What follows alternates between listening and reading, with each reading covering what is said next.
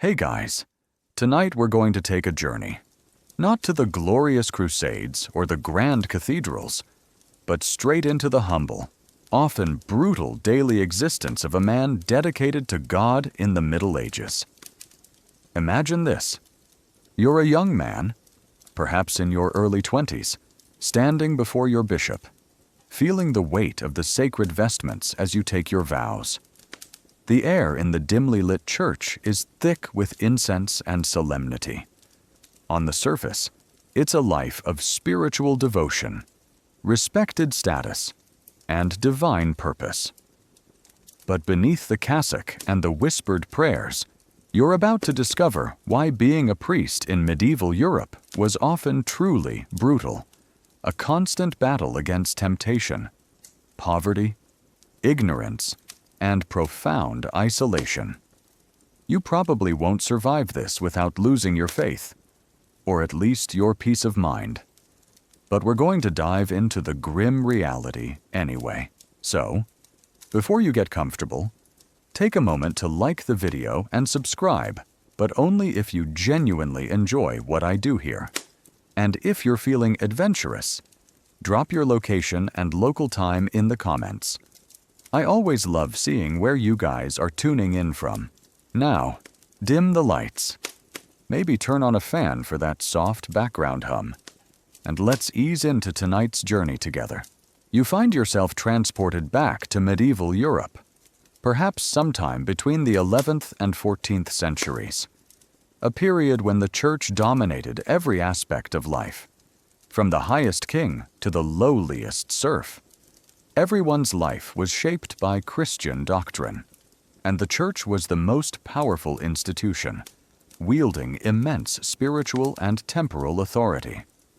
As a priest, you're its direct representative, the shepherd of your local flock, responsible for their immortal souls, and the living embodiment of God's grace in your community.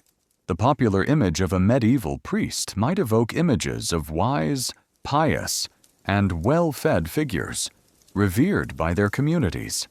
And while respect was certainly accorded to your sacred office, the reality for many, particularly parish priests in rural areas or in the poorer urban districts, was far grimmer, far more precarious, and often deeply challenging. Your life is not one of serene contemplation, but of relentless duty, constant temptation, and profound isolation. Every moment, a battle against the human frailties of yourself and your parishioners. Your training, if you were lucky enough to receive formal instruction, might have been limited to a few years in a cathedral school, or perhaps an apprenticeship under an older priest. Many rural priests were barely literate, their knowledge of Latin, the language of the church, rudimentary, and their understanding of theology superficial. You quickly learn that while your spiritual authority is immense, your actual preparedness for the myriad duties you face is often lacking, leaving you to navigate complex moral dilemmas and the demands of your parishioners with limited guidance. One mainstream historical fact that immediately shatters the myth of universal priestly serenity is that the life of a medieval priest, particularly at the parish level, was often extremely challenging, characterized by precarious financial situations, limited education, demanding pastoral duties for impoverished and often superstitious congregations, and a constant struggle to adhere to strict vows like celibacy amidst pervasive societal temptations and corruption. Their role was essential, but far from easy or glamorous. Think about it. Your primary job is to guide souls to salvation, but you're constantly fighting hunger and bad plumbing, a particularly quirky tidbit that reflects the pragmatic and sometimes desperate reality of local priests is the widespread practice of engaging in secular trades or farming to supplement their meager incomes.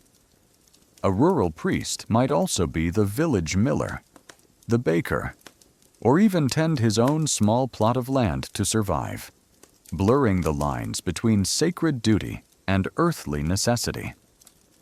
Imagine your local spiritual leader also being the guy who fixes your shoes or sells you bread just to make ends meet. Historians still argue whether the widespread involvement of medieval priests in secular activities primarily reflected a necessary adaptation to the economic realities of a decentralized church in a cash-poor economy, ensuring the livelihood of local clergy and the continuation of spiritual services in remote areas, or if it inadvertently led to a decline in their spiritual devotion and a blurring of their sacred role, contributing to criticisms of clerical worldliness by later reformers. Was it about survival, or about corruption, that priests held multiple jobs? As you don your simple cassock, perhaps worn and mended, you prepare for a day that will be filled with endless duties, celebrating Mass, hearing confessions, performing baptisms, blessing crops, ministering to the sick, and burying the dead. Your parish might be vast, encompassing scattered hamlets and isolated farmsteads, requiring long, arduous journeys on foot or horseback. The spiritual demands are immense, the physical toll significant, and the temptations constant. You feel the constant pressure of your sacred vows, the weight of your immense responsibilities, and the profound, isolating burden of being a spiritual leader in a world steeped in superstition, fear, and human frailty. The Church, for all its power, is a distant, often unfeeling, authority, leaving you to grapple with the harsh realities of your daily life largely alone. And you're about to discover just how profoundly brutal being a priest in medieval Europe truly was. Having felt the immense weight of your new sacred office and the immediate demands of your parish, you quickly confront a foundational, yet profoundly challenging aspect of your vows. Vows celibacy's strain. Forget any romanticized notions of serene, detached spiritual purity. For many medieval priests, the vow of celibacy was a constant, agonizing struggle against human nature, a source of immense temptation, profound loneliness, and often a reality that was openly ignored, leading to a complex web of hidden relationships, illegitimate children, and pervasive hypocrisy. You quickly learn that your commitment to God comes with a human price that few could truly pay, turning your sacred oath into a perpetual battle against your own desires and a constant fear of exposure. It's like being a single person in a very small, very social village where everyone knows everyone else's business, and you're forbidden from ever falling in love. But no one really expects you to actually follow that rule. You stand in your simple rectory, perhaps a small, damp house next to your parish church. The sounds of daily life filter in from the village, the laughter of children, the chatter of couples, the distant sounds of animal husbandry. These are the sounds of family life, a reality denied to you by your sacred vows. You are a man, with human desires and needs, but your oath to God forbids marriage, family, and physical intimacy. One mainstream historical fact that utterly contrasts with the official ideal of clerical purity is that despite the Church's increasing insistence on mandatory celibacy for priests from the 11th century onwards, clerical marriage or cohabitation, often with a priest's wife or concubine, remained widespread throughout medieval Europe, particularly at the local parish level, leading to frequent church efforts to enforce celibacy through synods and disciplinary actions, highlighting the immense practical challenges of enforcing the vow. The ideal of celibacy was a constant, often aspirational, struggle for the vast majority of clergy. Think about it. The very institution you serve is asking you to do something almost impossible for human nature. Imagine the pervasive temptation. You minister to your parishioners, hearing their confessions, a duty we'll delve into later. Section 13. witnessing their marriages, baptizing their children. You're part of their intimate lives, offering spiritual guidance, yet you're fundamentally set apart. The loneliness can be crushing, especially during long, cold nights in your solitary rectory. You yearn for companionship, for affection, for the simple warmth of a family life that is denied to you.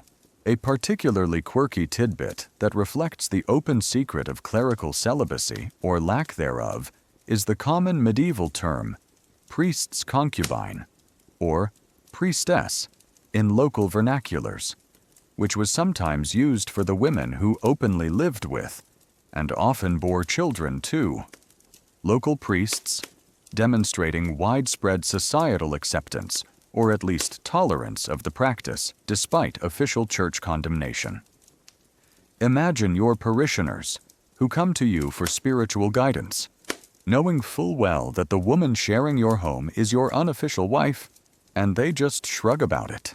Historians still argue whether the Church's persistent emphasis on mandatory clerical celibacy was primarily a theological and spiritual ideal, aimed at ensuring the priest's undivided devotion to God and preventing the inheritance of church property by clerical heirs, thereby consolidating papal power, or if it was also a pragmatic response to the economic realities of a landowning church, seeking to prevent the fragmentation of church wealth through hereditary claims. Was it about purity or property that defined the celibacy vow? The internal struggle is constant. You battle your own human desires, wrestling with temptation, often feeling profound guilt for your thoughts or for any secret transgressions. The Church preached that celibacy was a higher, purer state, a testament to your dedication to God. But the reality of your body, your emotions, and the pervasive human interaction in your parish constantly challenged this ideal. The external pressures are also immense. Your parishioners might expect you to be celibate, to live a life of purity, yet they also live in a society where such a vow is often ignored by many others, even by fellow priests. You might be the subject of gossip or subtle speculation. If rumors of a priest's wife or secret children begin to circulate, which they almost always did, exposure could mean severe punishment from your bishop, demotion, transfer to a remote parish, or public penance, bringing profound shame upon yourself and those you secretly love. The Church, for its part, tried to enforce celibacy through various means synods condemning the practice, inspections by bishops, and even, at times, public denunciations. But the sheer pervasiveness of clerical cohabitation speaks volumes about the difficulty of enforcing such a vow across vast and varied regions. Many priests, particularly those in isolated rural parishes, simply maintained de facto marital relationships, their families forming a semi-accepted part of the local community, tolerated by their parishioners out of practical necessity. You feel the constant tension between your sacred oath and your human desires, the gnawing loneliness, and the pervasive hypocrisy that often defined your daily existence. You might secretly long for a family, for the warmth of a wife and children, knowing it is forever denied to you by your holy vows. The awful truth about being a priest in medieval Europe isn't just about harsh duties. It's about the brutal reality of celibacy's strain. Your life is a continuous battle against human nature, transforming your sacred oath into a source of profound internal conflict, secret relationships, and pervasive hypocrisy. Ensuring that the heavy price of your spiritual dedication was often paid in profound loneliness and the quiet, enduring misery of a life denied one of humanity's most fundamental connections, even as you, a medieval priest, grappled with the immense internal struggle of celibacy and the pervasive societal pressures that accompanied it. Another, more tangible, Burden constantly gnawed at your daily existence. Poverty meager, precarious. Forget visions of wealthy bishops in grand cathedrals. For many, particularly parish priests in rural villages or the poorer districts of bustling towns, your financial situation was often dire, characterized by meager, inconsistent income and a constant struggle for mere subsistence. You quickly learned that your dedication to God rarely translated into earthly comfort, and that your spiritual duties were often accompanied by the very real, very human anxieties of hunger and destitution. It's like being a spiritual leader, but your salary is paid in a few turnips, and you're constantly worried about where your next meal will come from. You sit in your simple rectory, a small, damp house often attached to your parish church, or perhaps a cramped room in a bustling urban tenement. The air is cold, even near the small, smoky hearth, and the sounds of your stomach rumbling are a familiar companion. Your clothing, a simple cassock, is likely worn, patched, and often stained, a stark contrast to the fine vestments you wear for Mass. You eye your small pantry.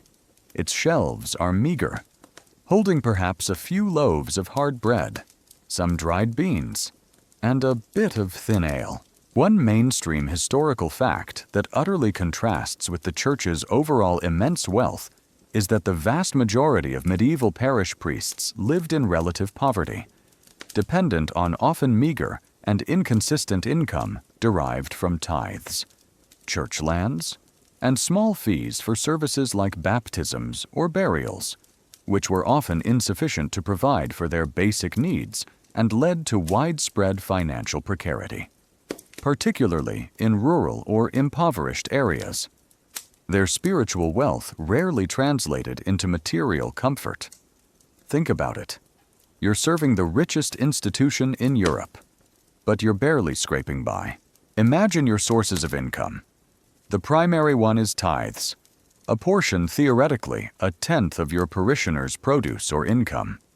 But these tithes were often paid in kind: sacks of grain, bundles of wool, a few chickens, rather than in coin, making it difficult to convert into fluid wealth or pay for necessities you couldn't produce yourself.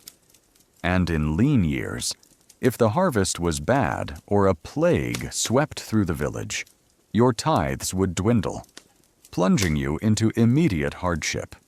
Collecting them could also be a contentious process, as impoverished peasants might resent giving up a portion of their already meager produce. A particularly quirky tidbit that reflects the desperate financial realities for some priests is the practice of engaging in secondary, often secular, trades to supplement their income. A rural priest might also be the village miller, grinding grain for his parishioners and taking a cut of the flour, or the local baker, tending a small farm, or even performing rudimentary administrative tasks for the Lord. Imagine your spiritual guide also being the guy who bakes your bread or helps you fix your leaky roof, simply because his divine calling doesn't pay enough to eat. Historians still argue whether the widespread poverty of parish priests, by forcing them to live amongst and share the struggles of their parishioners, inadvertently fostered a stronger, more empathetic bond between the clergy and the common people, making priests more relatable and understanding of daily hardship, or if it also contributed to a decline in their spiritual authority and ethical conduct, as desperation sometimes led to neglect of duties or engaging in simony selling sacred offices or services to make ends meet. Did it make them humble or corruptible? Beyond tithes, you receive small fees for performing specific sacraments, a few coins for a baptism, a small offering for a wedding, a piece of bread for a burial.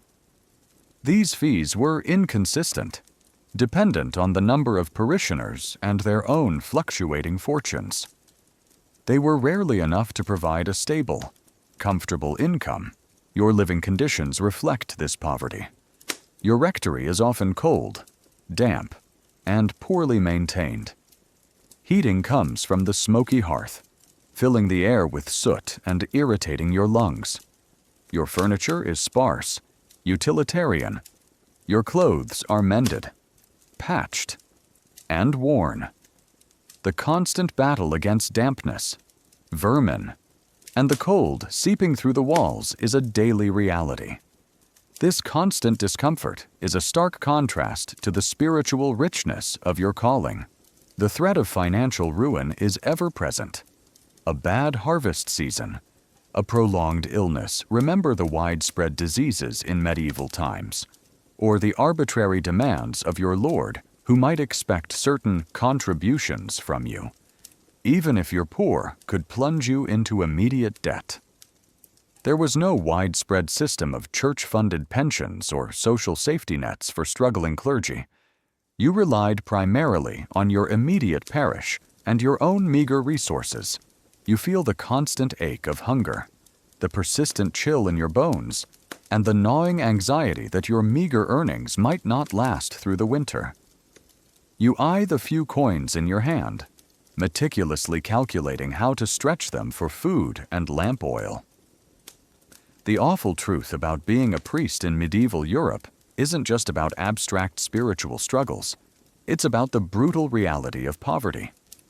Your sacred dedication is accompanied by a constant, precarious battle for financial survival, transforming your holy office into a daily struggle against hunger, cold, and destitution, ensuring that the heavy price of your spiritual commitment was often paid in constant material deprivation. A profound and miserable irony for a servant of the wealthiest institution in Europe.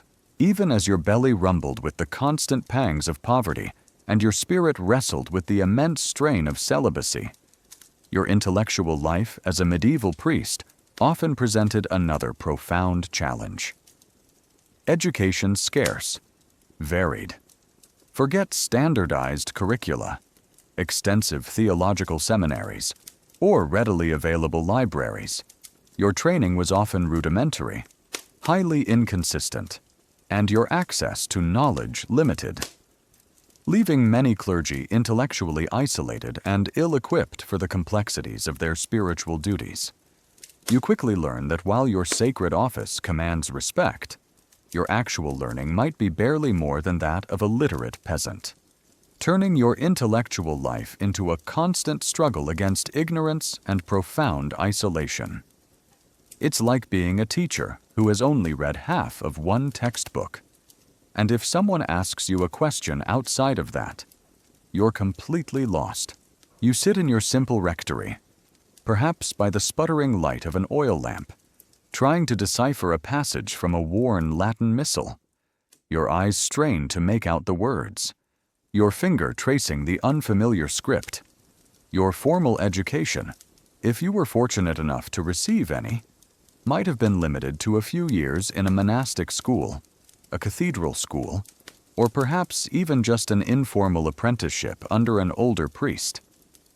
Many rural priests, particularly in the early and high Middle Ages, were barely literate.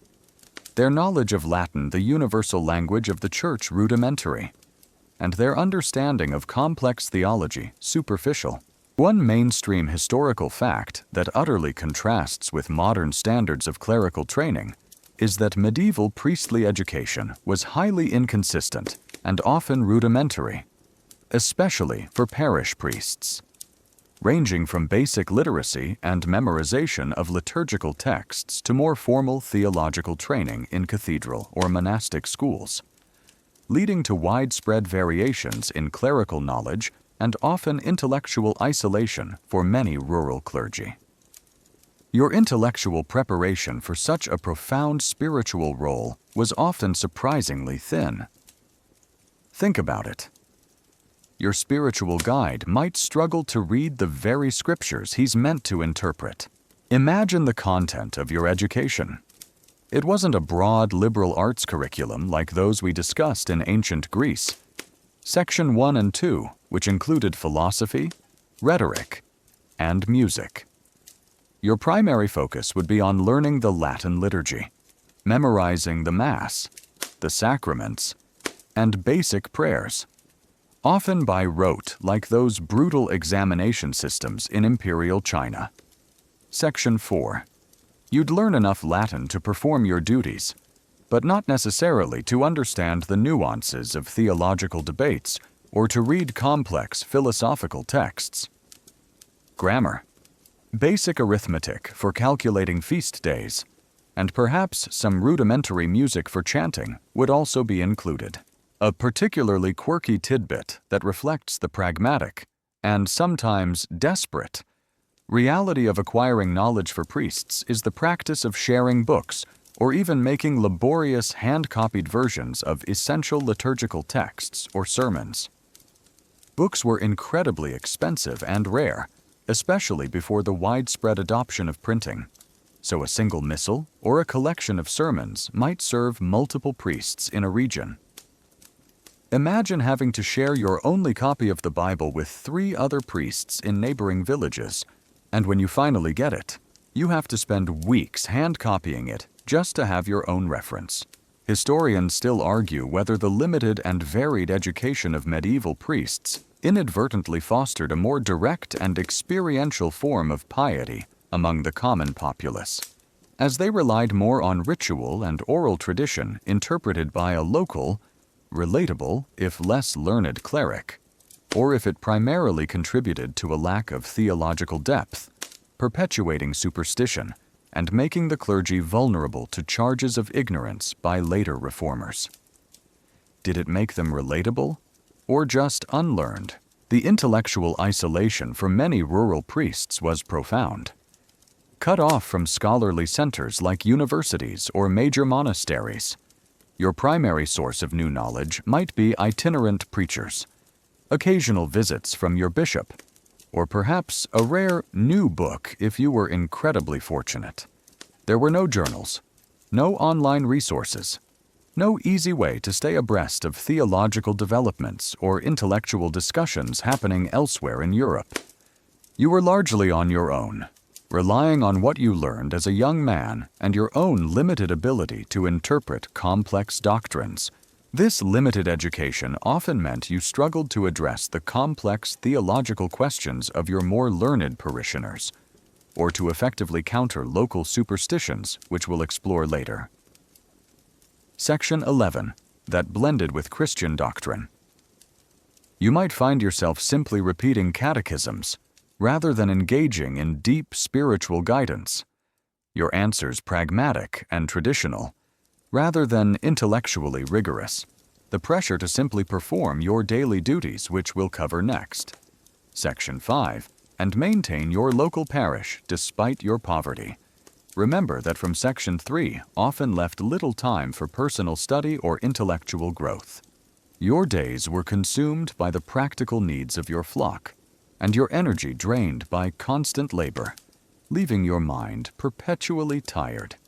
Even when you yearned for deeper understanding, you feel the frustration of a limited understanding, the mental exhaustion from trying to recall forgotten Latin phrases, and the profound loneliness of intellectual isolation. You gaze at the worn pages of your missal, wishing for more knowledge, for more guidance, but knowing that your education is largely static, defined by its scarcity. The awful truth about being a priest in medieval Europe isn't just about poverty or celibacy. It's about the brutal reality of education. Your spiritual authority is often unbacked by deep intellectual training, transforming your role into a constant struggle against ignorance and profound intellectual isolation. Ensuring that the heavy price of your sacred commitment was paid not just in material deprivation, but in the frustrating, often isolating, and profoundly difficult pursuit of knowledge in a world where true learning was a rare and precious commodity. Even as your mind grappled with the frustrating limitations of your education and the isolating burden of intellectual scarcity, your daily life as a medieval priest plunged you into a ceaseless, overwhelming cycle of practical service. Parish duties. Endless toil. Forget serene contemplation or leisurely study. Your days were consumed by a relentless array of demands from your medieval community, from dawn till dusk, 7 days a week, transforming your sacred office into a physically exhausting and emotionally draining grind. You quickly learn that your spiritual calling often means becoming the village's multi-purpose servant, constantly attending to the needs of your flock, with little rest or personal time. It's like being a perpetual emergency responder, spiritual counselor, community organizer, and occasional handyman, all rolled into one. And you're on call 24/7. You wake before dawn. Perhaps in your simple rectory, remember those meager, precarious lodgings from Section 3, roused by the distant sound of a bell or the first stirrings of the village. The air is cold, damp, and often smells of wood smoke and damp earth. Your first duty of the day is often to prepare for Mass, a solitary ritual in the dimly lit church. But this solemnity quickly gives way to the relentless demands of your parishioners, who seek your guidance, your blessings, and your intervention in every aspect of their lives. One mainstream historical fact that utterly contrasts with modern, often specialized, clerical roles is that medieval parish priests were responsible for an extraordinarily wide and relentless array of duties, including celebrating multiple daily masses, administering all sacraments, baptism, marriage, confession, last rites, blessing fields, resolving disputes, providing charity, educating the illiterate, and counseling their parishioners, making their lives one of constant, demanding pastoral and community service. Their role was central to every facet of village life. Think about it. You're literally involved in every major event, from birth to death, for everyone in your entire village. Imagine the daily rhythm. You celebrate Mass, often more than once a day, particularly on feast days. The rituals are precise. The Latin prayers memorized. Remember that endless rote from the Imperial Chinese examination system. Section 4. Even if your understanding is limited. Then comes the constant stream of parishioners. A young couple seeks a blessing for their marriage. A grieving family requests last rites for a dying loved one. Parents bring their newborn for baptism. Ensuring its soul is saved a profound duty, as we saw in the horrifying childbirth practices of the Middle Ages. Section 8. You are the gatekeeper to salvation, the conduit for divine grace. A particularly quirky tidbit that demonstrates the priest's pervasive involvement in daily, secular life is their role in blessing crops and livestock. At key points in the agricultural calendar, you would lead processions through the fields, sprinkling holy water, reciting prayers, and invoking divine favor for a bountiful harvest or healthy animals. This was a crucial ritual for a community utterly dependent on agriculture.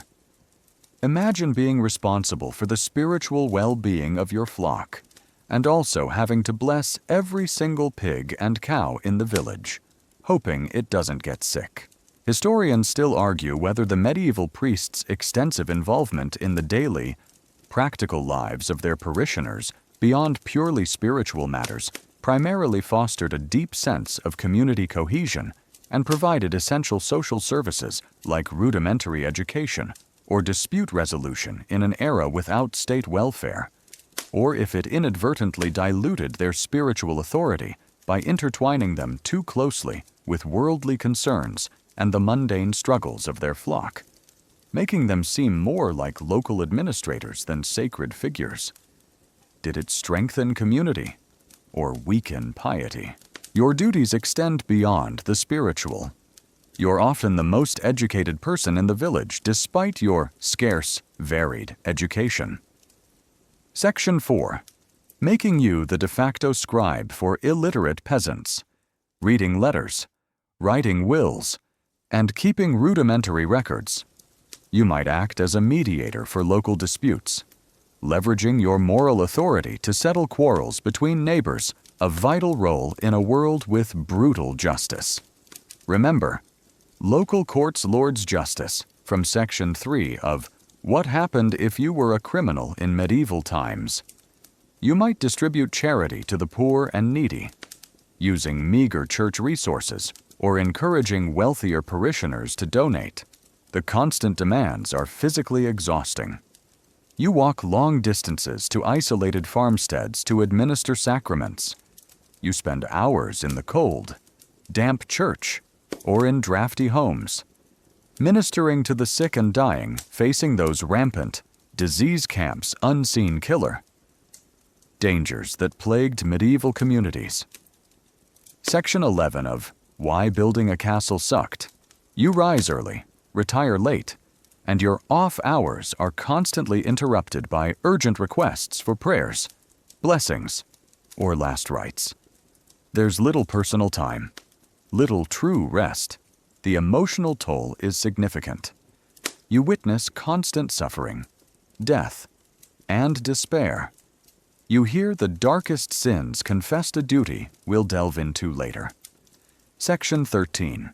Bearing the spiritual burden of your entire community's moral failings. You comfort the grieving, counsel the troubled, and offer hope in a brutal, unpredictable world. This constant exposure to human frailty and misery, with little emotional outlet for yourself, is immensely draining. You feel the persistent ache in your bones, the burning in your eyes from lack of sleep, and the profound, bone-deep exhaustion that permeates your very being. You hear the knock on your rectory door, even in the dead of night, and you rise, knowing another duty calls. The awful truth about being a priest in medieval Europe isn't just about abstract spiritual struggles. It's about the brutal reality of parish duties. Your life is a continuous, relentless cycle of demands, transforming your sacred calling into a physically and emotionally exhausting grind, ensuring that the heavy price of your spiritual commitment was paid not just in material deprivation and personal isolation, but in constant, tireless, and often overwhelming service to your community. From dawn until dusk, without end. Even as your days as a medieval priest were consumed by the relentless toil of parish duties, ministering to your flock from dawn till dusk, your body remained a fragile vessel, perpetually vulnerable to another insidious and ever-present enemy, sickness and death. Constant threat. Forget the imagined spiritual immunity. The pervasive, unsanitary conditions of medieval life, coupled with your constant exposure to the sick and dying, meant that disease was a silent, relentless killer, often claiming the lives of clergy with terrifying efficiency, turning your sacred calling into a constant gamble with your own mortality. You quickly learn that your spiritual duties often put you directly in the path of invisible killers, making every visit to the infirm and every burial a potential death sentence for yourself. It's like being a doctor in a perpetual plague zone. But you have no medicine, no protective gear, and your only real tool is faith. You cough, a persistent, dry rasp, and feel a familiar, dull ache in your joints. The air in the peasant cottages you visit is often thick with the smell of unwashed bodies, stale illness, and the pervasive smoke from their hearths. You minister to the sick, placing your hand on feverish brows, hearing their ragged breathing, and administering last rites to the dying. You bury the dead, often dozens in a single year, their bodies sometimes ravaged by unseen ailments.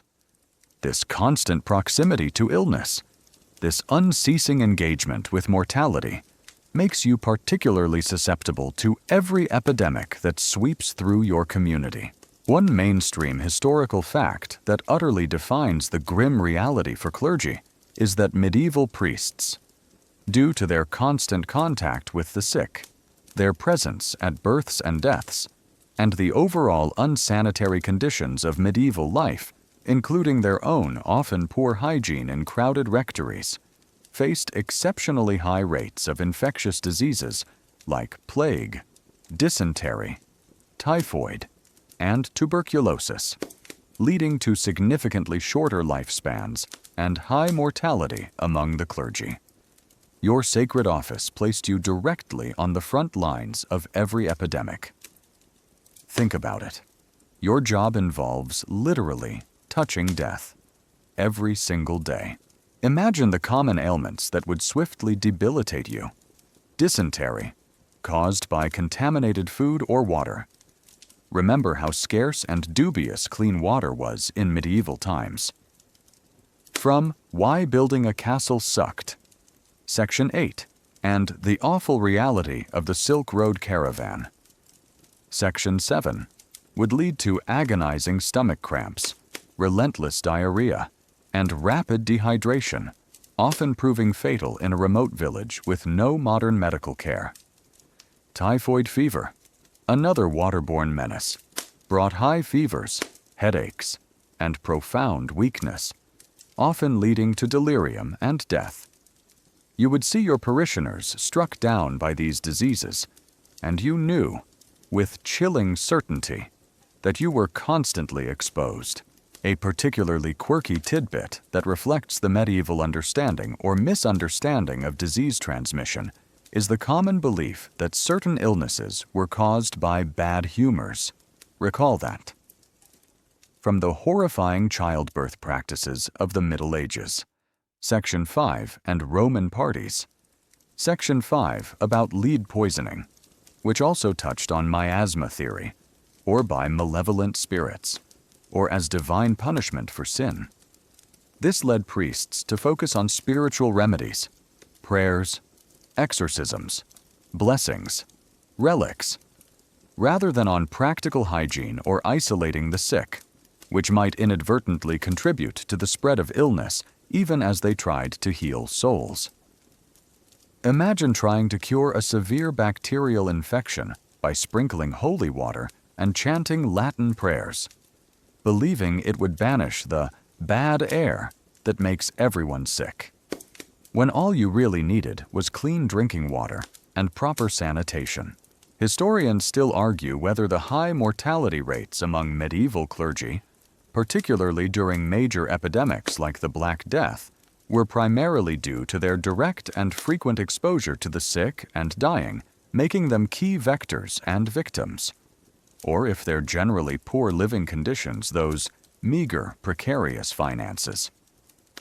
Section 3, impacting diet and shelter, and the psychological stress of their duties, also significantly weakened their immune systems, rendering them more vulnerable to common illnesses that might not affect healthier populations as severely. Was it direct exposure or systemic hardship that killed more priests? Major epidemics, like the Black Death, were particularly devastating. Priests, by virtue of their duty to administer last rites and bury the dead, were on the front lines of the plague, often dying in immense numbers. Entire parishes could be left without spiritual guidance as their priests succumbed to the unseen killer. You would perform endless funeral services, witnessing the sheer volume of death, knowing that every burial placed you at immense personal risk. Other infectious diseases, like tuberculosis exacerbated by damp, smoky rectories, similar to the Longhouse's scourge from Viking family life. Section 6, and dust and disease from coal miner. Section 3, and various skin ailments thrived in the unhygienic environment. Wounds from accidents, perhaps a fall, or a cut from a tool while performing manual labor, as some priests did to supplement income, could easily fester into fatal infections. As modern antibiotics were centuries away and medical care was rudimentary, recall that primitive, painful care, from Why You Wouldn't Survive a Day in Ancient Egypt. Section 9. The constant demand for your services, even when you yourself were feeling unwell, meant there was often no true rest, no time for recovery. You would continue to minister, pushing your body to its limits, often exacerbating your own illness, until you too collapsed. Your perseverance, your commitment to your flock, might ironically lead to your own premature demise. You feel the persistent cough, the dull aches, and the profound, chilling realization that your spiritual duties constantly place you in the path of profound physical danger. You perform the sacraments, your voice perhaps hoarse with illness, your hand trembling from weakness, knowing that your life is a constant gamble with invisible killers.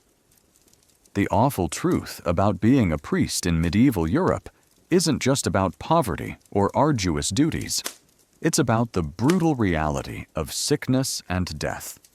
Your sacred calling transforms your existence into a continuous battle against rampant diseases, ensuring that the heavy price of your spiritual commitment was often paid in chronic illness and a terrifyingly short lifespan.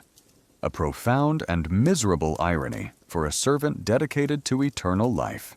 Even if your body miraculously survived the constant threat of sickness and death, and you tirelessly performed your endless parish duties, your spiritual authority was constantly challenged by a very earthly, very powerful force.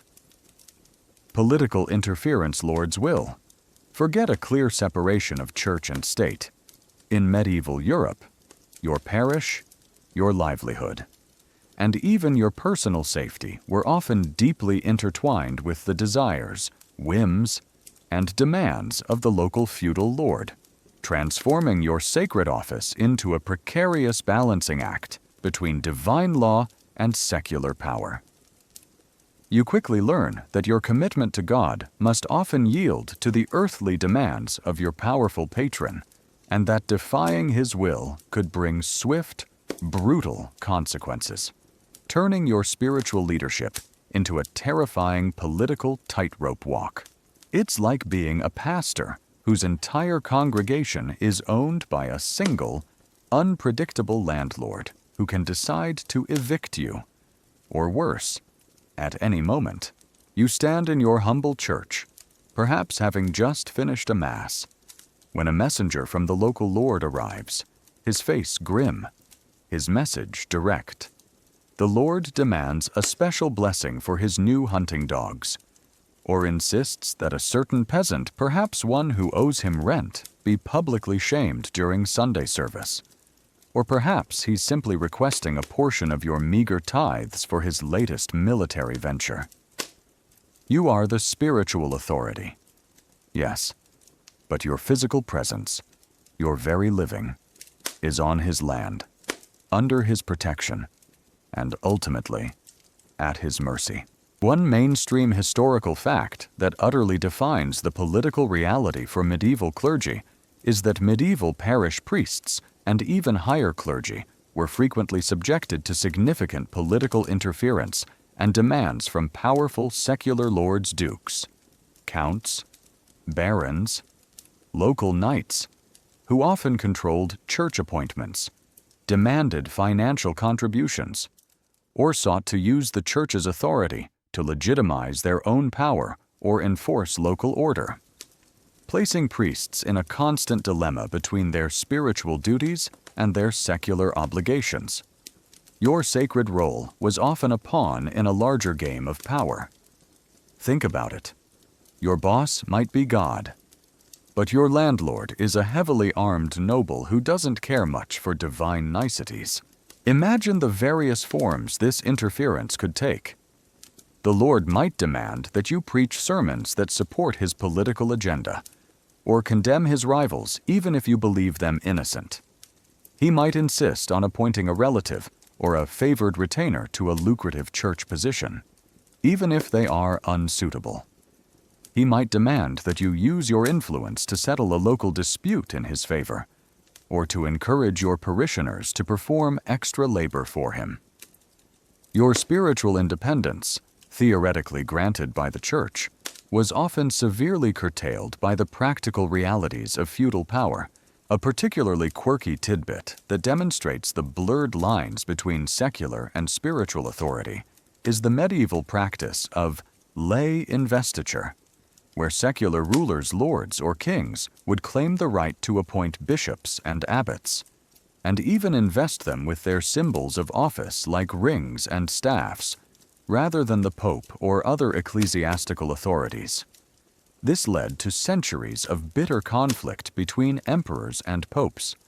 But at the local level, it meant your lord might feel he had a direct say in who became your bishop, and thus, who commanded you. Imagine your spiritual boss being chosen by your local landlord, who then expects you to do his bidding, even if it goes against church doctrine. Historians still argue whether the extensive political interference in the medieval church, by intertwining spiritual and temporal power, inadvertently led to greater corruption within the clergy, as ambition and loyalty to secular lords became more important than piety, or if it also allowed the church to exert a stabilizing moral influence over feudal society by directly engaging with secular rulers and tempering their brutality with Christian ethics, thereby becoming an integral part of the political landscape. Did it corrupt the church or civilize the state? The financial demands were constant. Your lord might expect gifts or donations from your parish, particularly if he was funding a military campaign. Remember those brutal reality of medieval warfare sections. He might also exert control over your tithes. Remember those meager, precarious finances from Section 3, ensuring that a portion of your parish's income went directly into his coffers, further exacerbating your poverty. Refusal could lead to severe consequences. His displeasure could mean withholding vital protection, confiscating your church lands, or even having you physically removed from your parish. You might be caught in a larger political struggle between your local lord and his superior, a duke or a king, or between your bishop and the secular authorities. Your loyalty would be tested, your actions scrutinized, and your neutrality, if you attempted it, often seen as defiance. You could be forced to choose sides, knowing that a wrong choice could lead to your ruin, or even to accusations of treason against the crown or heresy against the church. The constant pressure to balance your sacred duties with the earthly demands of your Lord is immense. You preach sermons about humility and poverty, but you live under a Lord who demands lavish displays of wealth. You counsel your parishioners to seek peace, but your Lord is constantly embroiled in feuds. Your conscience is often a battleground, caught between divine law and secular power. You feel the subtle threat in the Lord's tone, the heavy weight of his expectations, and the chilling knowledge that your spiritual authority is only as strong as his tolerance. You conduct your duties, offer your prayers, and try to navigate the complex web of loyalties, always aware that your life is a constant tightrope walk between God and man. The awful truth about being a priest in medieval Europe isn't just about poverty or celibacy. It's about the brutal reality of political interference. Your sacred calling transforms your existence into a precarious balancing act between divine command and secular power, ensuring that the heavy price of your spiritual commitment was often paid in constant pressure, moral compromise, and the terrifying prospect of defying a Lord whose will could lead to your swift and brutal downfall, making even God's chosen servant a pawn in the brutal game of medieval politics. Even if you master the perilous balancing act between divine command and the unpredictable whims of your feudal lord, your spiritual authority, and indeed your very soul, were constantly threatened by a far more insidious and terrifying force: Heresy Inquisition's fury. Forget minor theological disagreements. In medieval Europe, a perceived deviation from Orthodox Church doctrine, a misinterpreted sermon, or even a personal grudge could transform you from a respected cleric into a suspected heretic, plunging you into a terrifying labyrinth of accusations, interrogations, and often brutal torture. You quickly learn that your commitment to God must be absolute, unwavering, and perfectly aligned with official dogma, because daring to think differently could condemn you to an agonizing death, by fire, at the hands of the very church you served. It's like being a scholar in a highly dogmatic university. But if your interpretation of the ancient texts isn't approved, you're not just expelled, you're tortured and burned at the stake. You sit in your small rectory, perhaps studying a theological text or contemplating a passage from the Bible. A sudden knock on your door, insistent and chilling, announces the arrival of a delegation from the bishop, or worse, from the dreaded Inquisition. Their faces are grim, their questions pointed, immediately transforming your quiet parish into a crucible of suspicion.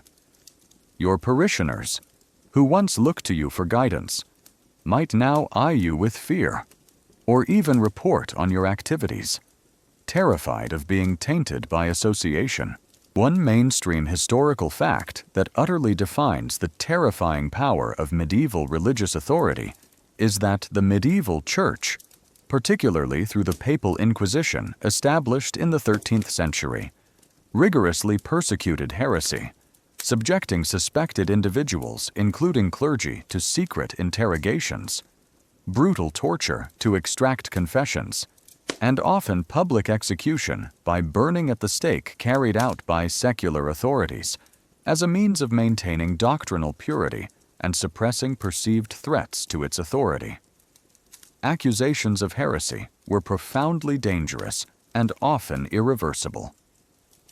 Think about it. Your spiritual interpretations could literally be a death sentence. Imagine the accusations. They might stem from a genuine misunderstanding of complex theology, a local folk belief that blended uneasily with official doctrine, which we'll explore later. Section 11 with superstition, or simply a malicious fabrication by a rival priest or a disgruntled parishioner seeking revenge. You might be accused of denying the sacraments, questioning the authority of the Pope, or secretly practicing forbidden magic. Remember those witchcraft trials from What Happened If You Were a Criminal in Medieval Times. Section 14.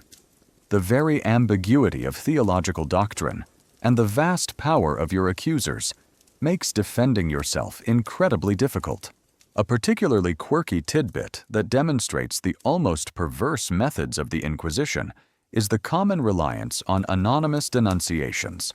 An individual could secretly accuse someone of heresy, and their identity would be protected, while the accused often had no right to know their accuser, making it almost impossible to defend against fabricated charges or personal grudges.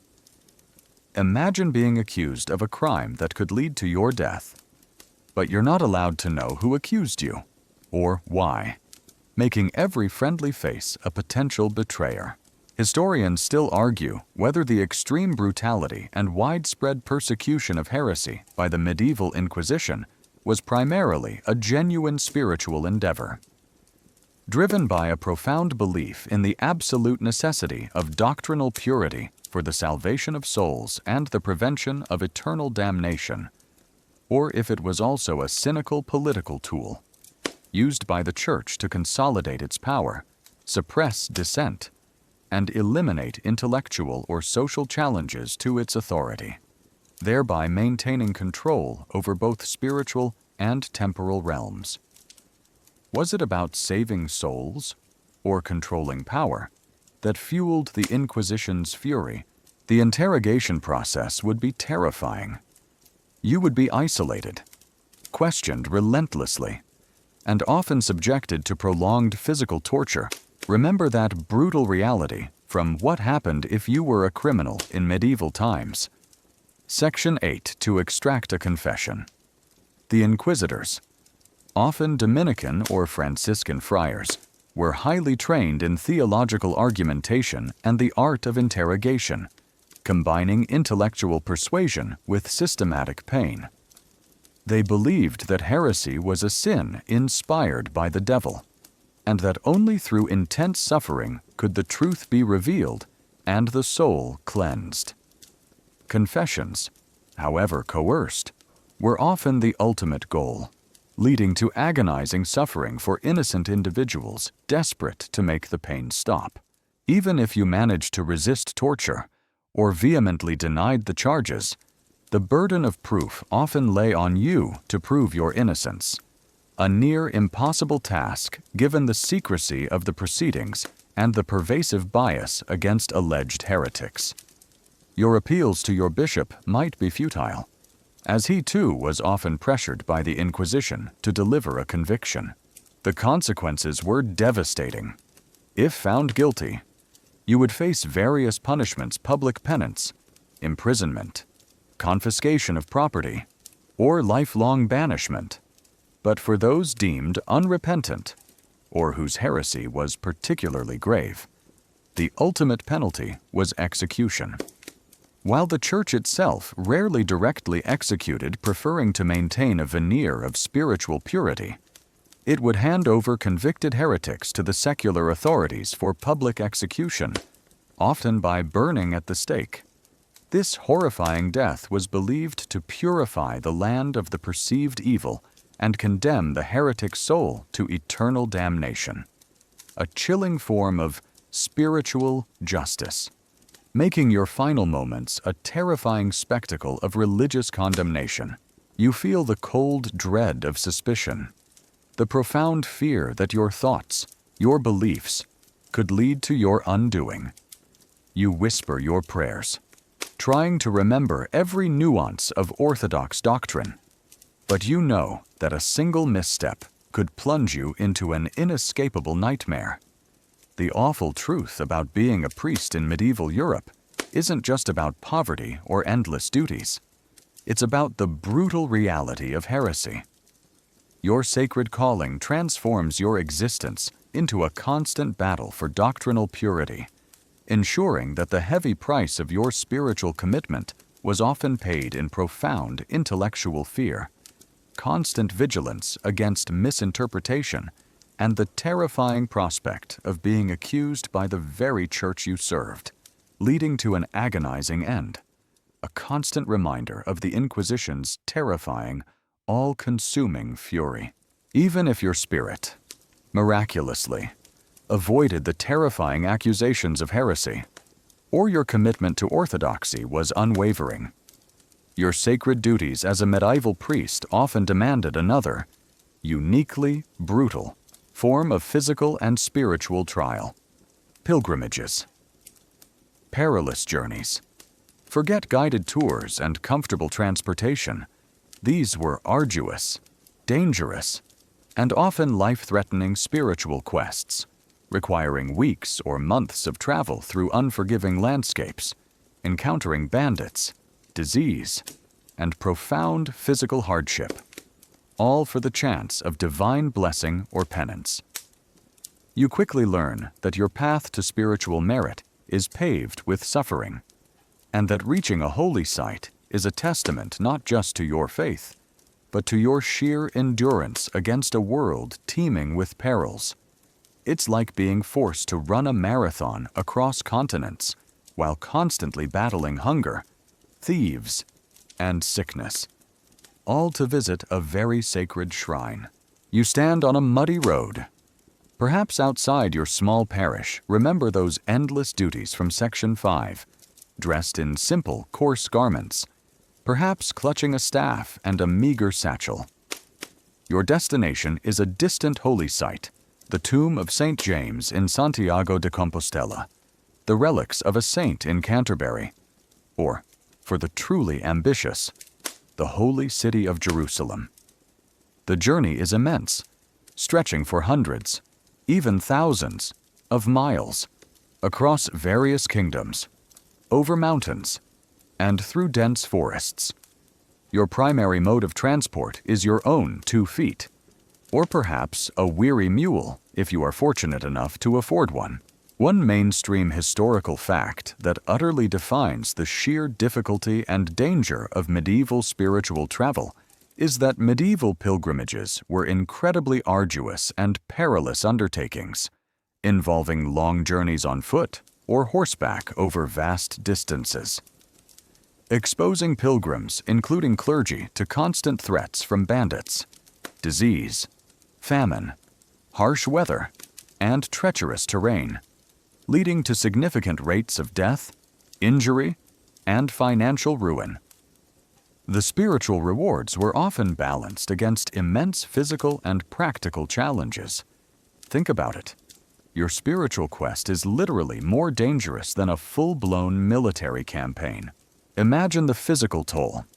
Day after day, week after week, you trudge along dusty roads or muddy paths, your feet aching, your muscles screaming with fatigue. Your clothes are perpetually grimy, your body constantly exposed to the elements. You sleep in crude shelters, in crowded pilgrim hostels, often unsanitary and uncomfortable. Remember those awful inns from Why Travel Sucked in the Roman Empire, Section 4, or simply Under the Stars, battling the cold, the damp, or the biting insects. Recall Insects and Pests from Why You Wouldn't Survive a Day in Ancient Egypt. Section 7. Your body is pushed to its absolute limits of endurance, constantly battling against dehydration, exhaustion, and the insidious creep of illness. A particularly quirky tidbit that demonstrates the pragmatic concerns and desperate hopes of pilgrims is the common practice of obtaining pilgrim badges. Small, often lead or pewter badges, shaped like symbols of the saint or shrine they visited, which were sewn onto their hats or cloaks upon arrival. These weren't just souvenirs. They were tangible proof of having completed the arduous journey, offering social prestige and a public display of piety, but also, sometimes, believed to offer continued spiritual protection on the perilous journey home. Imagine surviving weeks of brutal travel, and your only proof is a cheap metal pin on your hat, but you value it more than gold. Historians still argue whether the widespread practice of pilgrimage in the Middle Ages was primarily a genuine expression of profound religious devotion and a desperate search for spiritual merit. Penance for sins, miraculous cures, inspiring people to undertake immense physical suffering, or if it also served as an important social and economic function, facilitating trade, cultural exchange, and even providing a form of social tourism for those seeking adventure beyond their local village. Was it faith, or curiosity, that fueled these perilous journeys? The threat of bandits and highwaymen is constant. Remember those constant, violent threat encounters from the Silk Road. Section 5. You travel in groups for safety, but even large parties could be ambushed, robbed, beaten, or even killed for their meager possessions or the spiritual offerings they carried. You constantly scan the distant tree line, every bend in the road, for signs of lurking danger, clutching your staff tighter, knowing that your spiritual journey could end abruptly in a violent encounter. Disease is an ever-present companion. Recall sickness and death. Constant threat from Section 6 and Disease Camp's Unseen Killer from Why Building a Castle Sucked. Section 11. The unsanitary conditions. Contaminated food and water. Remember those dangers from The Awful Reality of the Silk Road Caravan. Section 7. And close proximity to other travelers from various regions potentially carrying new pathogens create a perfect breeding ground for epidemics. Dysentery, typhoid, fevers, and parasitic infections would sweep through pilgrim groups, leaving victims collapsed by the roadside or dying in squalid hostels, far from home and familiar faces. Your body, already weakened by exhaustion and poor diet, is highly susceptible, turning your quest for spiritual healing into a desperate struggle against unseen killers, famine and scarcity. Remember those hunger's grip realities from Viking family life. Section 7 were always concerns. You carry limited provisions and rely on the charity of monasteries or local villages, whose resources might also be strained. The long duration of the journey and unexpected delays from weather or illness could mean agonizing hunger and thirst, pushing you to your physical and mental limits. The psychological toll is immense. The profound loneliness, the constant fear, the spiritual wrestling with your own sins and doubts, all combine to create a relentless mental strain. You might witness your fellow pilgrims sicken and die, or be robbed and abandoned, their despair a constant reminder of your own vulnerability. The purpose is spiritual enlightenment, but the reality is often profound, isolating suffering. You feel the persistent ache in your feet, the dryness in your throat, and the constant awareness of the vast, dangerous world stretching before you. You pray constantly for protection, for strength, for perseverance. The awful truth about being a priest in medieval Europe isn't just about poverty or heresy. It's about the brutal reality of pilgrimages. Your sacred quest transforms your existence into a perilous, agonizing journey, demanding immense physical endurance, constant vigilance against dangers both human and natural, and unwavering faith, ensuring that the heavy price of your spiritual devotion was often paid in profound suffering, sickness, and the very real possibility of perishing far from home, a constant reminder of the arduous nature of their sacred travels. Even if your spirit, miraculously, survived the physical torment of arduous pilgrimages and your body resisted the constant threat of disease along the way, your life as a medieval priest was often corroded by a more insidious, disheartening reality. Corruption, moral decay.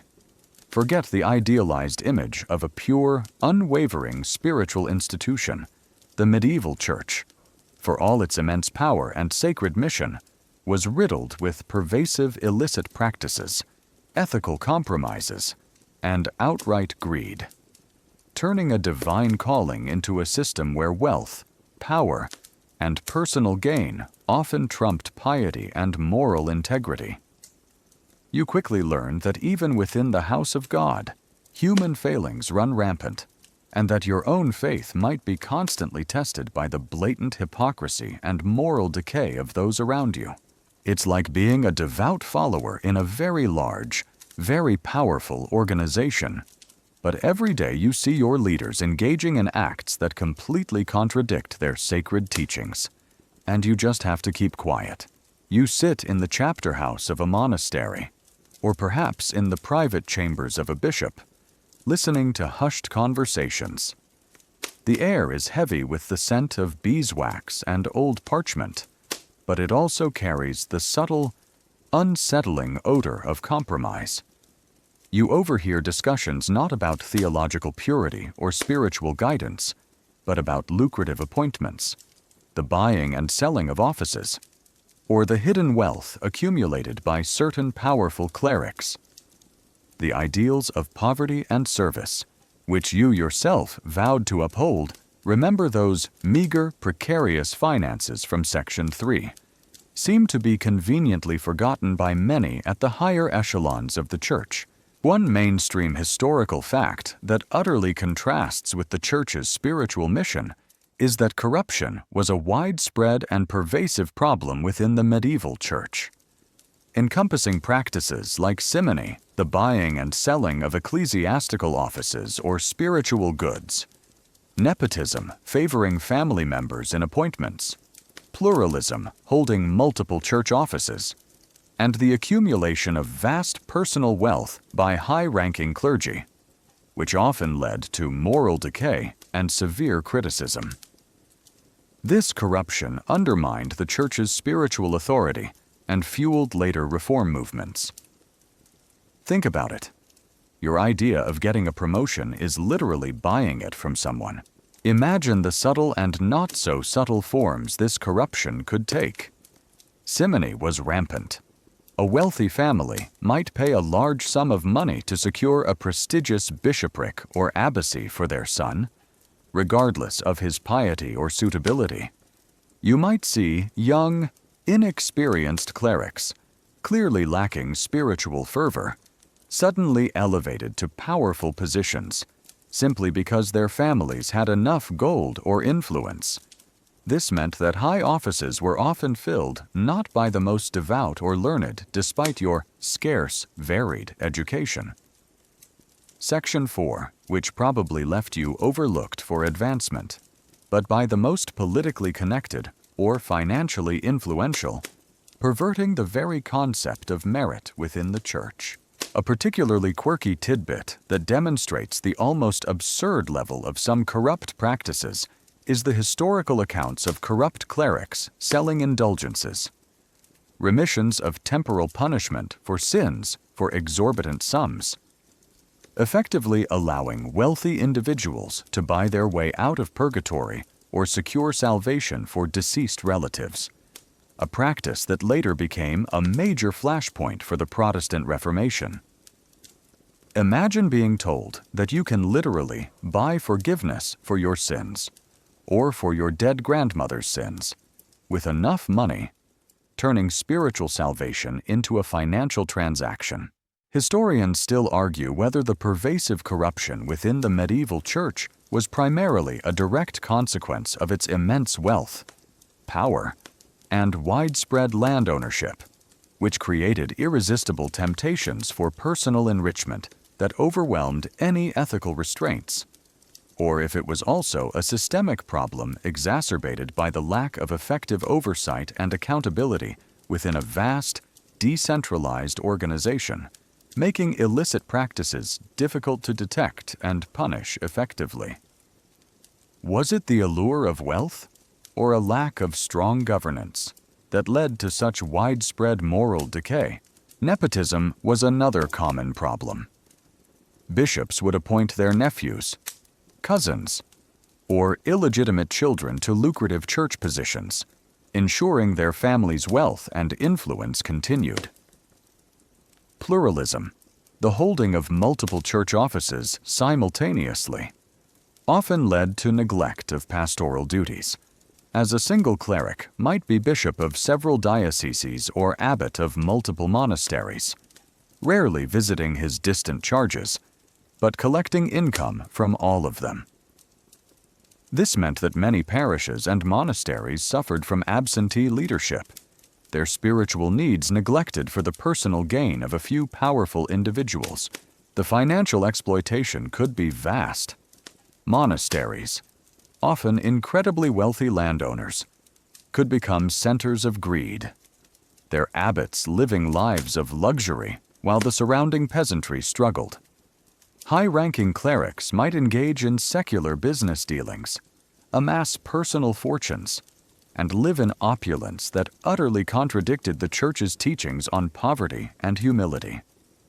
You, a humble parish priest, might see your bishop living in a lavish palace, while you barely scrape by, your faith constantly tested by the stark contrast. The existence of such widespread corruption bred cynicism among the populace and despair among the truly pious. You might hear bitter whispers from your parishioners about the wealth of distant bishops, or the obvious moral failings of certain clerics. Your own conscience is often a battleground, caught between your sacred vows and the pervasive temptations of a corrupt system. To speak out against it could mean risking your career, your livelihood, or even facing accusations of heresy. Remember that Inquisition's fury from Section 8, as exposing corruption, could be seen as challenging the Church's authority itself. You feel the subtle pressure to compromise, the gnawing frustration of working within a system where virtue is often ignored and vice is rewarded. You observe a newly appointed official, clearly unqualified but richly connected, rise rapidly through the ranks, and you understand the dark bargain he has made. The awful truth about being a priest in medieval Europe isn't just about poverty or arduous duties. It's about the brutal reality of corruption. Your sacred calling transforms into a constant battle against pervasive moral decay, transforming the very institution you serve into a site of illicit practices and ethical compromises, ensuring that the heavy price of your spiritual commitment was often paid in profound disillusionment, constant moral struggle, and the bitter knowledge that the quest for power and wealth often overshadowed the divine mission, leaving a legacy of profound hypocrisy that would fuel centuries of reform and dissent. Even if your spirit, miraculously, resisted the insidious lure of corruption that permeated the Church, your daily life as a medieval priest was constantly challenged by a different, often baffling, force superstition. Fear's grip. Forget neat theological doctrines or the pure tenets of the faith.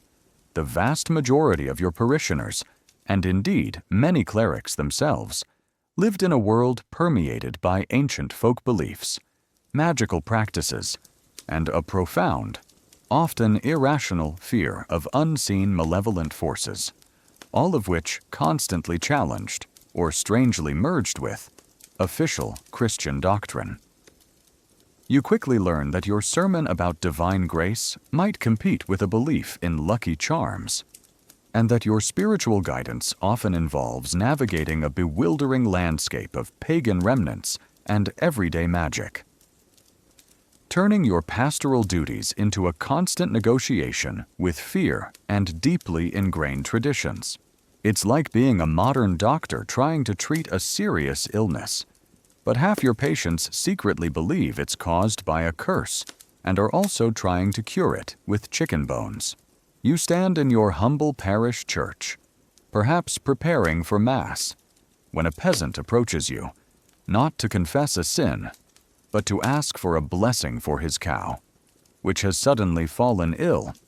He doesn't just ask for prayers, he asks if you can provide a relic to ward off the evil eye, or perhaps perform a ritual to counteract a neighbor's perceived curse.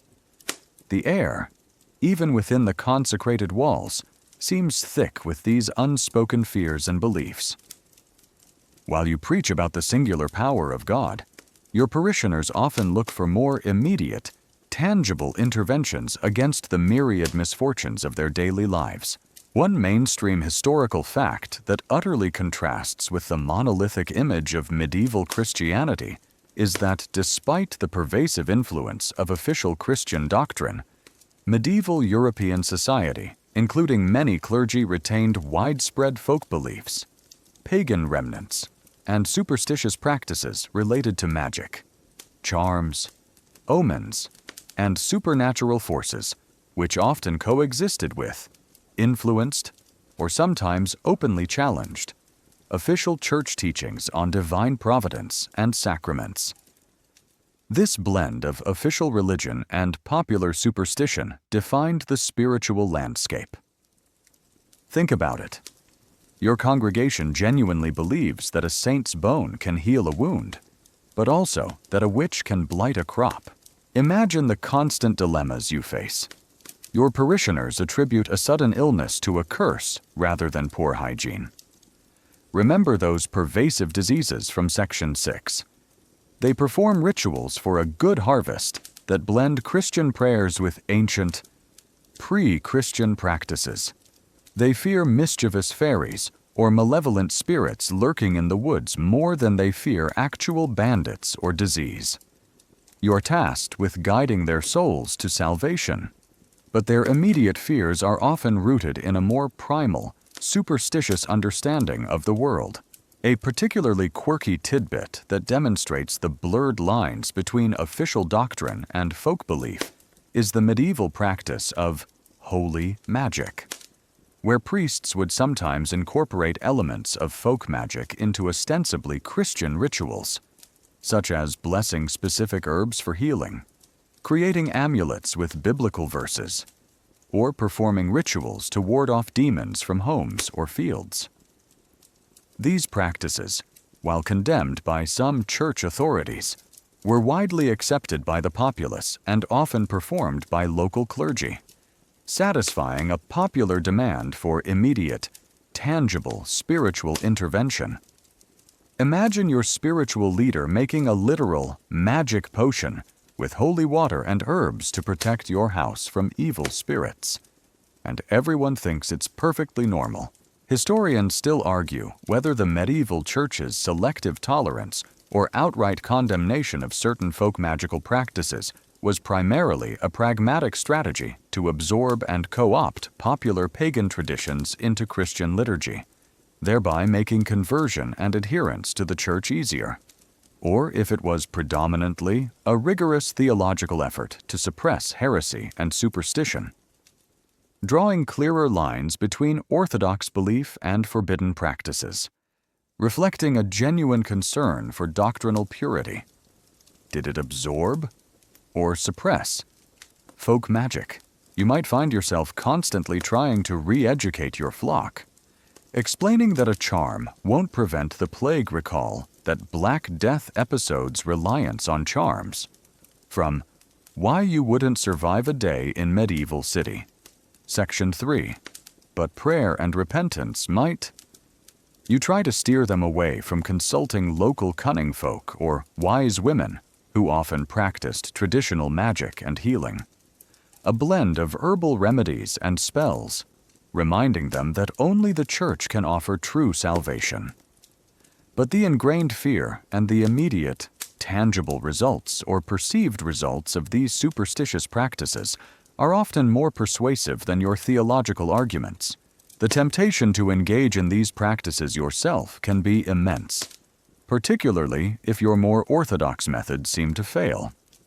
If a crop is blighted, and your prayers don't bring relief, the desperate pleas of your parishioners might lead you to consider a less orthodox blessing, a ritual that subtly blends Christian invocation with ancient, local customs, hoping for a tangible result. Your own education, remember how scarce varied it was. Section 4 might not fully equip you to definitively separate official doctrine from deeply ingrained folk beliefs, making your own understanding a complex mix. The pressure from your parishioners is constant. They look to you not just for spiritual guidance, but for protection against the unseen terrors of their world. They bring you their fears, curses, ill omens, mysterious ailments, and the ever-present threat of witchcraft. Remember those terrifying witchcraft trials from What Happened If You Were a Criminal in Medieval Times. Section 14. You are expected to provide answers, to offer solace, and to intervene against forces they cannot comprehend, forcing you to constantly navigate the fine line between official theology and deeply held popular belief. You feel the constant tension between your sacred duties and the pervasive grip of superstition, the quiet desperation in your parishioners' eyes, and the profound challenge of guiding souls in a world where fear and magic often held as much sway as divine grace. You sprinkle holy water, recite prayers, and offer blessings, knowing that your words are fighting not just against sin, but against the very real, very tangible anxieties of a world steeped in ancient fears. The awful truth about being a priest in medieval Europe isn't just about poverty or arduous duties. It's about the brutal reality of superstition.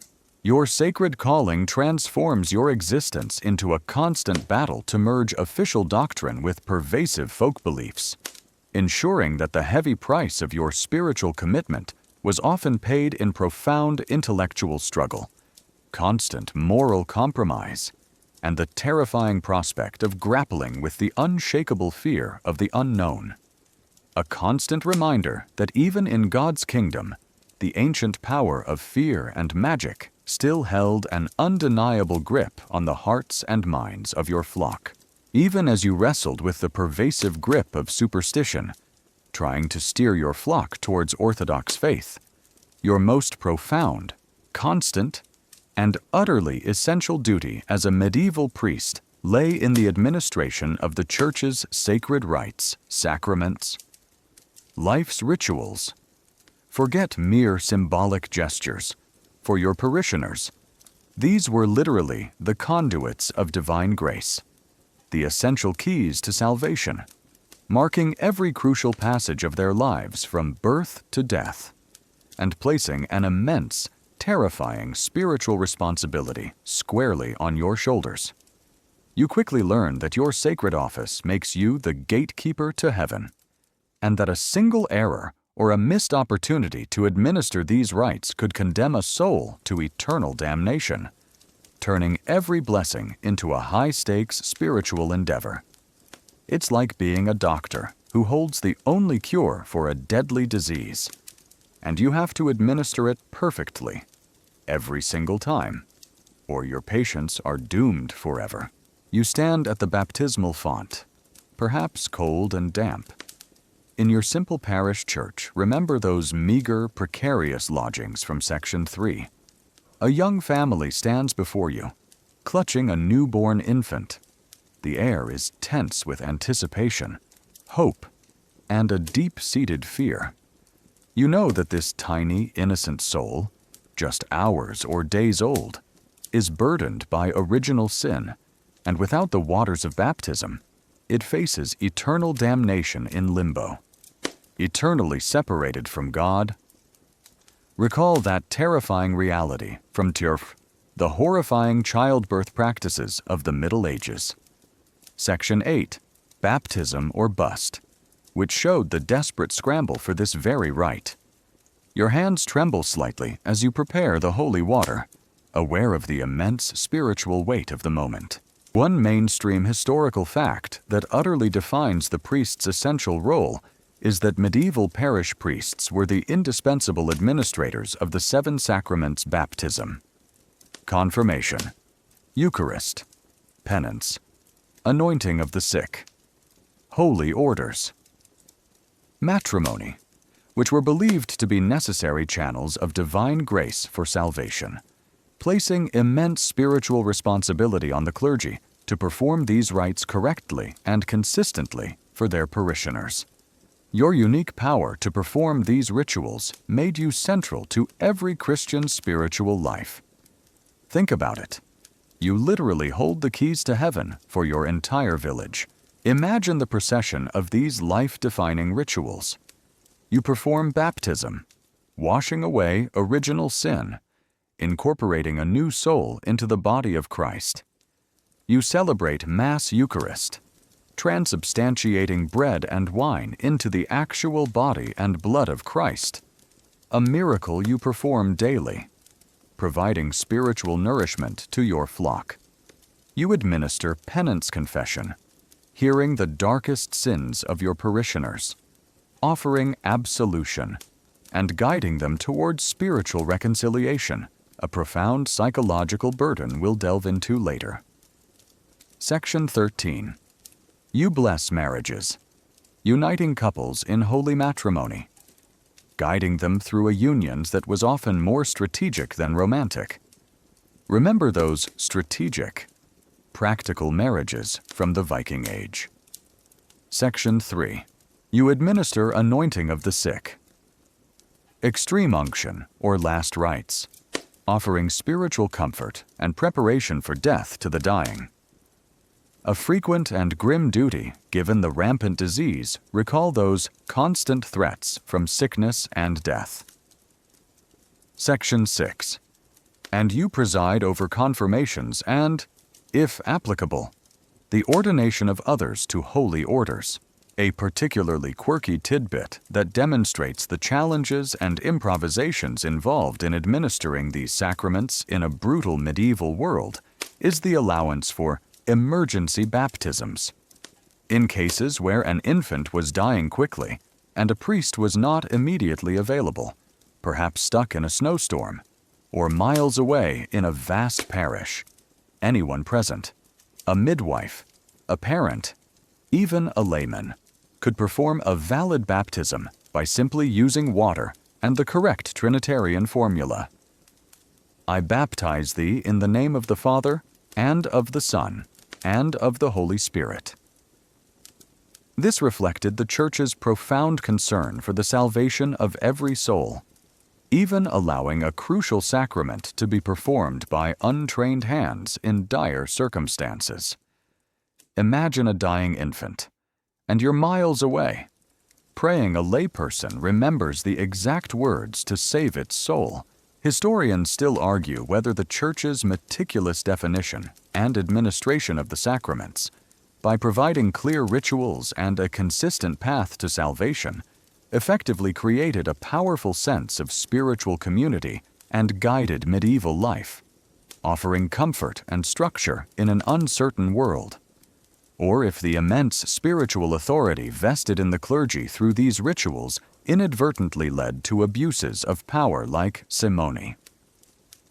From Section 10, selling spiritual services and fostered a passive reliance on clerical mediation for salvation, rather than personal piety. Did it guide souls, or just empower priests? The profound responsibility is immense. A wrongly performed ritual, a forgotten prayer, a missed opportunity to administer a sacrament to a dying soul. These could all be interpreted as spiritual failings on your part, potentially condemning a soul to eternal torment. You live with this constant fear, striving for perfect adherence to liturgical rules. Despite your often scarce varied Education Section 4 and your limited resources, your parishioners look to you with immense faith, believing implicitly in your power to mediate with the divine. They bring you their sins, their hopes, their fears, trusting you to unlock the gates of heaven for them. This immense trust is both a source of profound spiritual satisfaction and a crushing burden, as you are the sole human conduit for their salvation. The physical demands of administering these rites are constant. You travel long distances across your parish to baptize newborns, to marry couples, or to give last rites to the dying. You stand for hours during Mass, performing complex liturgical movements. Your days are dictated by the spiritual needs of your flock, pulling you in countless directions. You feel the heavy weight of your spiritual authority, the profound responsibility for the souls of your parishioners, and the constant fear of a single, devastating error. You pronounce the words of absolution, your voice solemn, your heart burdened by the knowledge of their sins.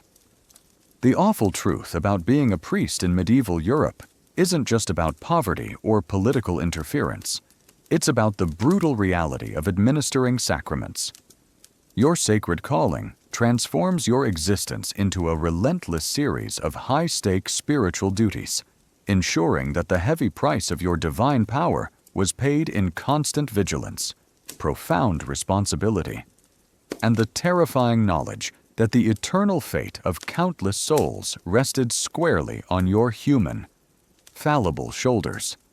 A constant reminder of the immense burden of the holy office, even as you, a medieval priest, tirelessly administer the life-defining sacraments, guiding your flock through the rituals of salvation. Your sacred office demands another, far more insidious, and profoundly heavy burden confession. Burden of sins. Forget anonymous online forums or the privacy of modern therapy. In the Middle Ages, you were the sole spiritual confidant for your entire community, privy to their darkest secrets, their most heinous crimes, and their deepest moral failings.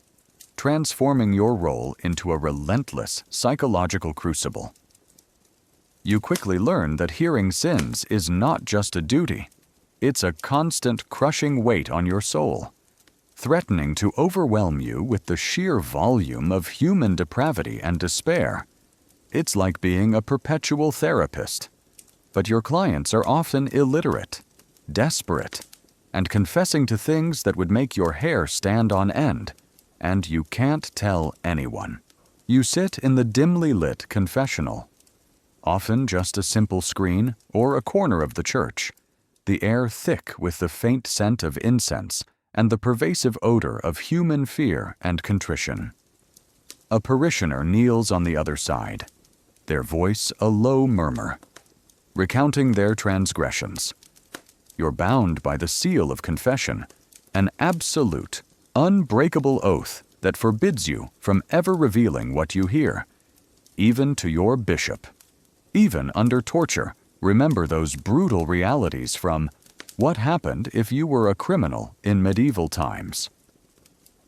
Section 8. Torture Extracting Confessions. This absolute secrecy places an immense, solitary burden on your conscience. One mainstream historical fact that utterly defines this profound spiritual and psychological burden is that the medieval priest's role in hearing individual confessions, a sacrament rigorously enforced after the Fourth Lateran Council in 1215, placed immense psychological strain on them, as they were bound to absolute secrecy, constantly exposed to the darkest aspects of human nature sins, crimes, despair, and bore the spiritual weight of guiding countless souls through moral complexities. This made confession a profoundly demanding and often isolating aspect of their duties. Think about it, every moral failing of your entire village, every dark secret, is poured into your ears, and you must carry it alone. Imagine the breadth of sins you hear: petty jealousies, acts of lust, minor thefts, perhaps a desperate crime due to poverty's grip from Section 10 of Coal Miner, blasphemous thoughts, broken vows, secret acts of violence, perhaps a small domestic danger from terrible family life in the Viking Age. Section 9 escalated. But also far graver confessions, murder perhaps a concealed one that escaped justice's long arm from Section 1 of What Happened If You Were a Criminal in Medieval Times. Adultery, with all its brutal consequences for women. Remember from Why Love and Marriage Sucked for Roman Women. Section 11. Incest, heresy, which you, yourself, might be accused of if you're not careful. Section 8. Inquisition's fury, or even dark magic and sorcery. Remember that superstition fears grip from Section 11, and shamans and sorcery from Joseon, Korea. Section 13. Your ears become a repository for the entire spectrum of human depravity and suffering. A particularly quirky tidbit that reflects the pragmatic side of confession is the role of the priest in imposing penance. This wasn't just about saying a few prayers. Penances could be arduous, like fasting for extended periods, performing specific acts of charity, or even undertaking difficult pilgrimages. Remember those perilous journeys from Section 9 to distant shrines. The priest had to judge the severity of the sin and impose a suitable penance, acting as a spiritual doctor, prescribing uncomfortable cures. Imagine having to tell someone that their penance for a very grave sin is to walk hundreds of miles across treacherous terrain, and they just have to accept it. Historians still argue whether the medieval practice of individual, private confession, by providing a unique forum for emotional release and moral guidance akin to modern counseling, inadvertently contributed to greater social cohesion and reduced overt crime by offering an outlet for internal guilt.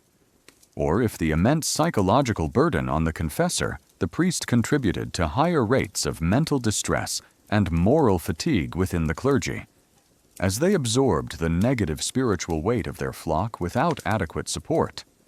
Did it bring solace, or just spread the burden? The psychological burden on you, the confessor, is immense. You hear tales of suffering that make your heart ache, and acts of depravity that chill you to the bone.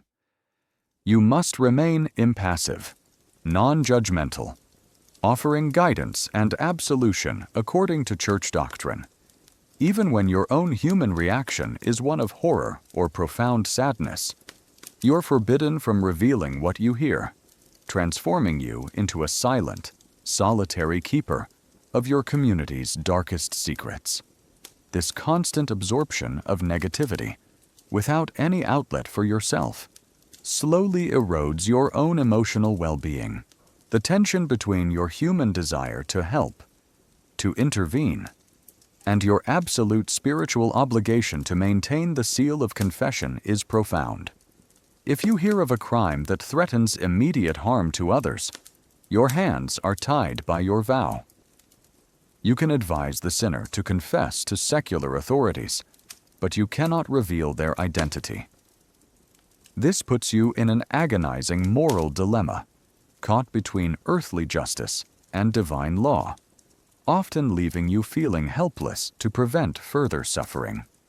A silent witness to unpunished misdeeds. The spiritual weight is constant. You're administering God's forgiveness, but you're also constantly exposed to the profound depths of human sin. You carry the burden of your flock's moral failings, hoping that your absolution is truly effective, and that you are not inadvertently contributing to their damnation.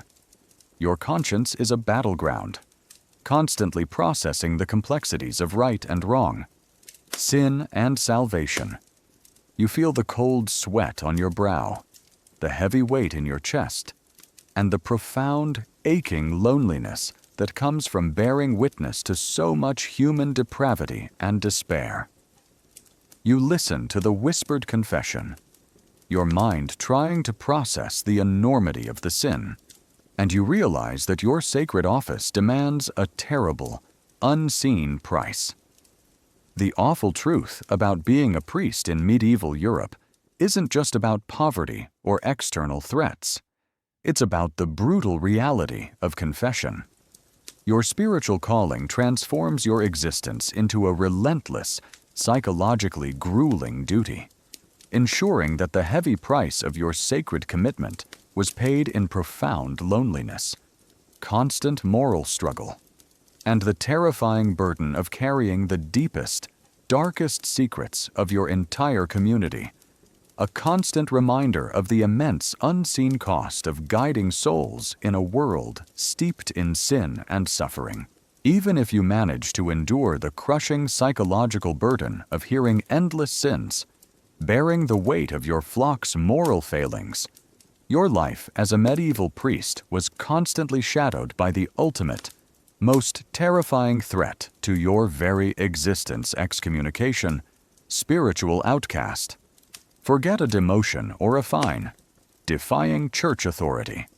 Whether by heresy, remember that Inquisition's fury from Section 8, or by grave moral transgression, could result in your complete expulsion from the community of the faithful, transforming you into a spiritual pariah, cut off from all sacraments, and condemned to social and often economic ruin. You quickly learn that the Church's grip extended far beyond the confessional, and that its most terrifying punishment was to sever your connection to God and to the very society that defined you. It's like being completely deleted from existence, not just socially, but spiritually, with everyone around you believing you're on a one-way trip to hell. You receive the chilling summons from your bishop, or perhaps a formal pronouncement read aloud in the very church you serve. The charges might be grave, defying a direct order from Rome, publicly questioning church doctrine, or persistent unrepentance for a grave sin. The atmosphere is solemn, the faces of your fellow clerics grim. You know what this means: the ultimate spiritual condemnation. a terrifying judgment that affects not just your earthly life, but your immortal soul. One mainstream historical fact that utterly defines the terrifying power of the medieval church is that excommunication was the gravest spiritual penalty in medieval Europe, officially cutting an individual off from the sacraments, Christian burial, and interaction with the faithful, effectively rendering them a social and spiritual outcast, a status that could lead to economic ruin, legal persecution, and profound psychological distress, as it was believed to imperil their immortal soul. This powerful tool was often used by the Church to enforce discipline, suppress dissent, and assert its authority over both clergy and laity. Think about it. Your punishment is to be damned, not just in this life, but in the next. And everyone believes it. Imagine the profound isolation that immediately descends upon you. You are forbidden from attending Mass, from receiving communion, from being buried in consecrated ground. Your parishioners, once your flock, are now commanded by the Church to shun you. No one can speak to you. No one can trade with you. No one can offer you aid without risking excommunication themselves. You are rendered a social untouchable, worse than an outlaw. Remember that living death from What Happened If You Were a Criminal in Medieval Times. Section 13. Excommunication was arguably even worse, as it affected your soul. You might try to appeal to higher authorities, but the process is arduous, uncertain, and your status as an outcast makes it nearly impossible to gain support. A particularly quirky tidbit that demonstrates the theatricality and psychological impact of excommunication rituals is the occasional use of bell, book, and candle ceremonies. During such a ritual, the lights of the church would be extinguished, symbolizing the extinguishing of the soul's light. Bells would be rung backward, signaling chaos and disorder. And a book, often a missal, would be closed and thrown to the ground. All while the excommunication decree was read, publicly announcing the individual's spiritual banishment in a deeply symbolic and terrifying manner. Imagine witnessing this dramatic, chilling ritual, knowing it's being performed for you, and that your very soul is being condemned by your former colleagues. Historians still argue whether the terrifying spiritual consequences of excommunication, the threat of damnation, were the primary reason for its effectiveness as a tool of control, or if its more immediate social and economic repercussions, shunning. Loss of livelihood, inability to marry or inherit, were more impactful in coercing compliance, demonstrating the Church's powerful secular influence over daily life. Was it spiritual terror or social ruin that made it so dreaded? The economic consequences are swift and brutal. As an excommunicated priest, you are stripped of your benefice, your parish income. Your church lands are confiscated, and any fees you once received for sacraments vanish. No one will trade with you. No one will employ you. Your poverty already a constant struggle. Remember, Section 3 quickly deepens into absolute destitution, forcing you to beg or rely on the meager charity of the truly brave who dare to defy the Church. Your existence becomes a testament to the devastating power of collective spiritual condemnation. The psychological toll is immense. You live with the profound spiritual dread of damnation, the constant fear for your immortal soul, and the crushing weight of isolation. You are alone, cut off from the sacraments you once administered, from the community that once looked to you for guidance. Your prayers feel empty, unheard. Depression, despair, and perhaps even madness. Recall Psychological Pressure Madness's Edge from Imperial Chinese Examination System. Section 8 can quickly consume you as you grapple with the terrifying reality of being utterly abandoned by God and man. If you persist in your defiance, or if your heresy is particularly egregious, the church might even hand you over to the secular authorities for execution. Remember those brutal realities from What Happened If You Were a Criminal in Medieval Times. Section 12. Execution Grim Finality. Often by burning at the stake, ensuring your body is purified by fire, and your soul, hopefully, cleansed through suffering. A terrifying collaboration between spiritual and temporal power. You feel the cold dread of spiritual abandonment, the profound loneliness of being shunned by all, and the terrifying knowledge that your every action has led to this ultimate condemnation. You whisper your prayers, but the words feel hollow, unheard. The awful truth about being a priest in medieval Europe isn't just about poverty or endless duties. It's about the brutal reality of excommunication. Your sacred calling transforms your existence into a constant battle against temptation, pressure, and the terrifying prospect of defying the Church's absolute authority, ensuring that the heavy price of your spiritual commitment was often paid in profound isolation, crushing poverty, and the horrifying specter of eternal damnation, a constant reminder of the Church's terrifying, all-consuming grip on the lives and souls of its clergy and faithful alike. After enduring the strain of celibacy, the relentless grip of poverty, the limitations of your education, the endless toil of parish duties, the constant threat of sickness and death, the pervasive political interference from feudal lords, the terrifying fury of the Inquisition and heresy accusations, the perilous journeys of pilgrimages, the demoralizing reality of corruption, the bewildering grip of superstition, the profound responsibility of administering the sacraments, and the soul-crushing terror of excommunication, you finally emerge from our journey through the medieval priest's life to confront its complex and enduring legacy power. Peril, piety. The medieval priest, often a humble figure, yet wielding immense spiritual authority, navigated a world of profound contradictions, leaving behind a profound inheritance that shaped not just the Church, but the very fabric of medieval society, and continues to resonate in our understanding of faith and service.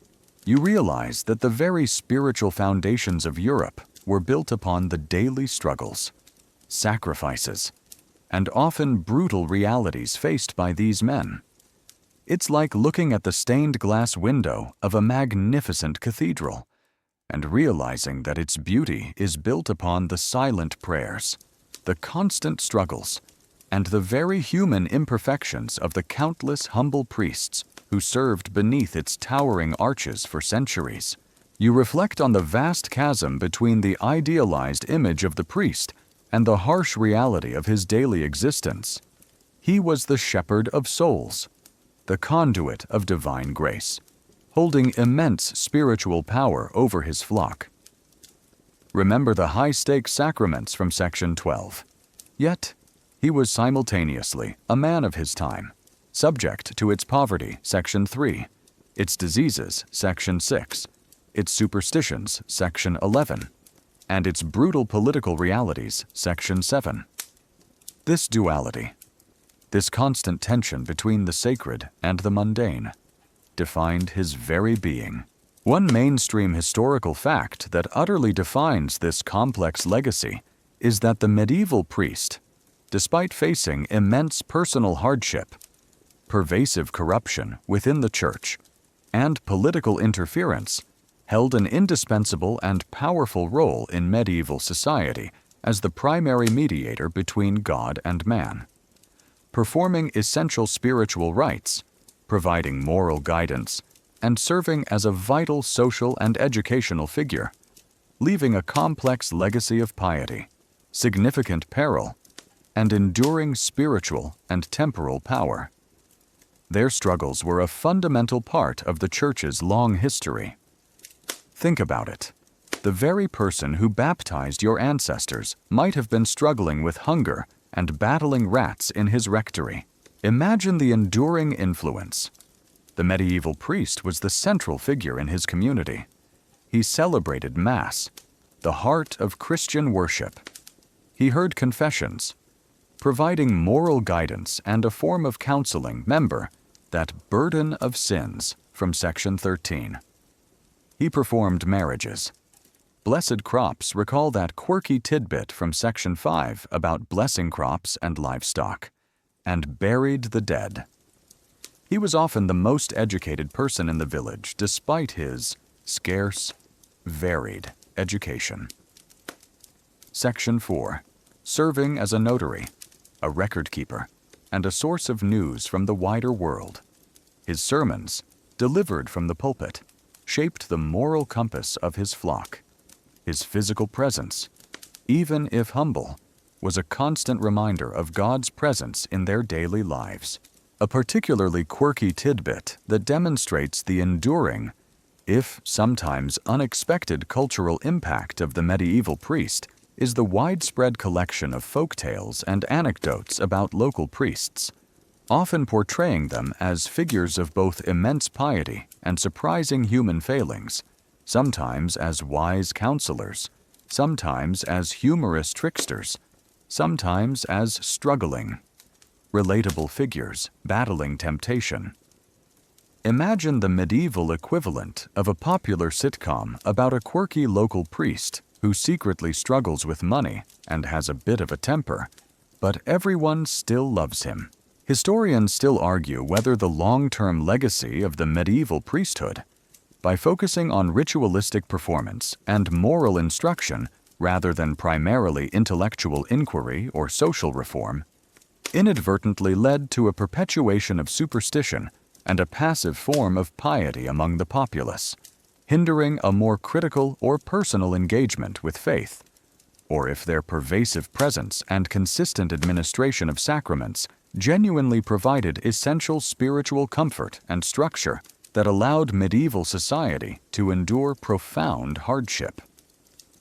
Did they foster true faith, or just provide comforting rituals? However, this legacy is tinged with immense peril and personal suffering. The daily grind, the constant exposure to disease, the threat of heresy and the Inquisition. Recall Section 8, Inquisition's fury, and those brutal torture methods from Section 8 of what happened if you were a criminal in medieval times. The political interference, the profound loneliness of celibacy. These were the unseen burdens that weighed heavily on his soul and often shortened his life. The pervasive corruption within the church from Section 10, while benefiting a few, undermined the faith of many, leaving a complex, often bitter, taste in the mouth of both parishioners and dedicated clergy. Yet, despite all these challenges, the priest endured. He was the anchor of his community, the spiritual guide in an often brutal and unpredictable world. His commitment to his sacred duties, his often quiet acts of kindness and mercy, and his unwavering faith were crucial for the spiritual well-being of millions. His struggles are a powerful reminder of the immense personal cost of service and the human side of a divine institution. You stand now, reflecting on the long and brutal journey through the medieval priesthood. The awful truth about why being a priest in medieval Europe sucked is precisely what makes his legacy so profound. It is the combination of immense spiritual power, constant personal peril, and unwavering piety that defines his enduring role in history. His life, a unique blend of sacred duty and brutal reality, forever shaped the spiritual landscape of a continent, reminding us that even the holiest of callings came with an unbearable human price, and that the foundations of faith were built upon the often silent suffering and remarkable resilience of its dedicated servants. Now, as the church bells fade and the echoes of medieval prayers grow quiet, Let the stillness of your room embrace you. The sacred vows, the grinding poverty, the constant threats, and the profound burdens of the medieval priest's life are safely in the past, part of a history that now dissolves into the gentle hum of your fan. You've journeyed through a world where even a life dedicated to God came with immense and often terrible suffering. And now, it's time for you to find your own peaceful rest. Let your mind unwind, your muscles relax, and sink into a deep, undisturbed sleep, far from the weight of the holy burden. End of script. Sweet dreams.